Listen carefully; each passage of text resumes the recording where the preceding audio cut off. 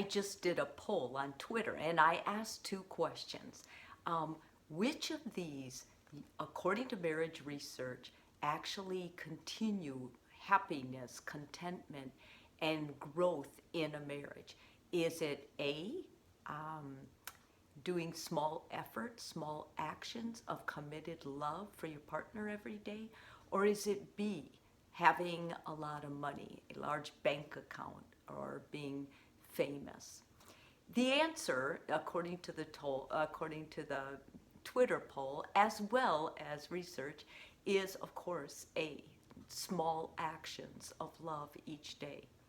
Whether you've been in lockdown with someone you just met up with and you're living together, or maybe you have a long distance relationship, or maybe you've been together for a long time and you're asking, you come in for therapy together, it doesn't quite feel right, but you're asking, if we just continue with this, what's our long term vision look like? Like, are we a good couple? Are we not?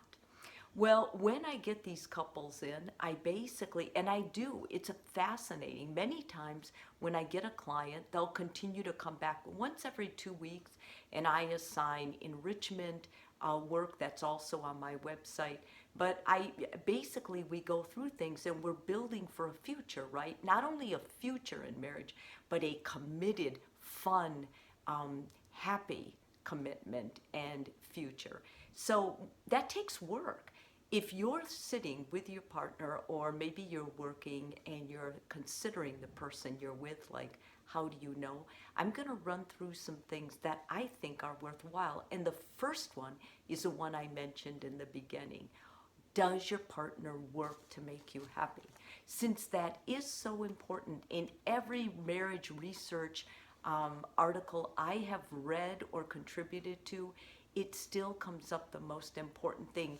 And what's interesting is these are not great big extravagant things. They're not that vacation to Bali or whatever else you had in mind, or that diamond you gave her for Christmas. It's more important what you do daily. If your partner feels loved by the small actions or efforts you're making to do things that matter to them, or just to show you're thinking of them and your love, that goes a long way in marriage commitment and happiness. Secondly, can your partner show you their worst side? Do you know your partner's dark side? Do you know the really shameful parts of your partner, the parts of your partner that they regret doing or felt incredible shame or are embarrassed about? If you don't know those things, then that partner is holding back. They're not trusting you fully yet, because to share that darker side, you need an incredible trust. That means this is a person that you're now taking into your inner circle. And if you don't have that, I'm warning you, there's something else going on with this relationship. And you either have to work on it or leave it, but first you have to confront it with each other. Are you willing to compromise? Is your partner? There's an interesting fact that many couples don't know. Only 10% of your marriage arguments are between the two of you. That's right. That means the other 90% you bring in from your family of origin.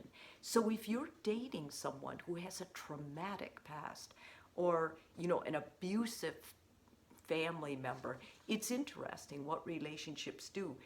We go out and we're magnets for each other. We're supposed to heal each other. But if your partner's not confiding in you what areas they need healing, maybe they don't know, maybe they're afraid to show that vulnerable part, then you're going to constantly redo what happened in their original home, because they're going to set that up. It's going to happen without you even trying. And those fights will never go away. So what I'm looking for in couples are couples who listen and are willing to compromise. It's extremely important. Are you scared of being alone? Like, are you sure that this person is more than just a warm body?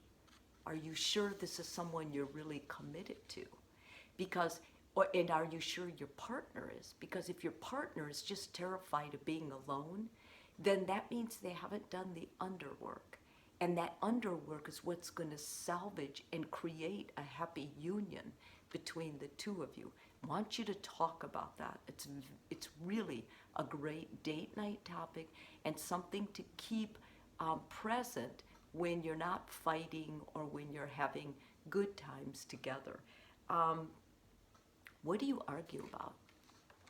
What are your arguments consisting of? Does it always come back to the same thing? Once again, I have good news and bad news.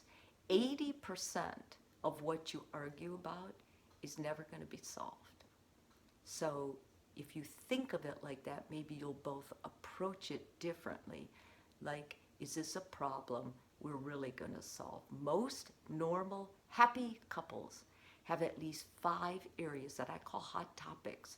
And the best way to deal with hot topics is to accept that your partner feels very sensitive about those things and they're not going to bend on those things, and don't try to negotiate or make them bend on those things.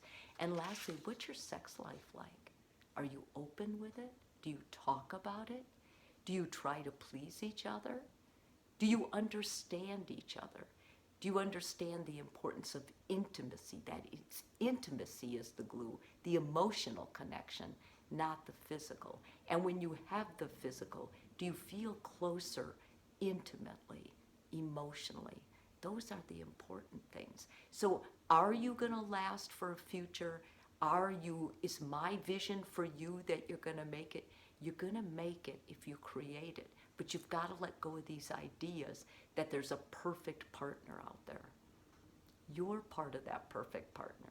You're going to work with them or you're not. But make sure you know going into it that once you commit to them to stay in a person of integrity and value, don't promise something that you're not going to keep.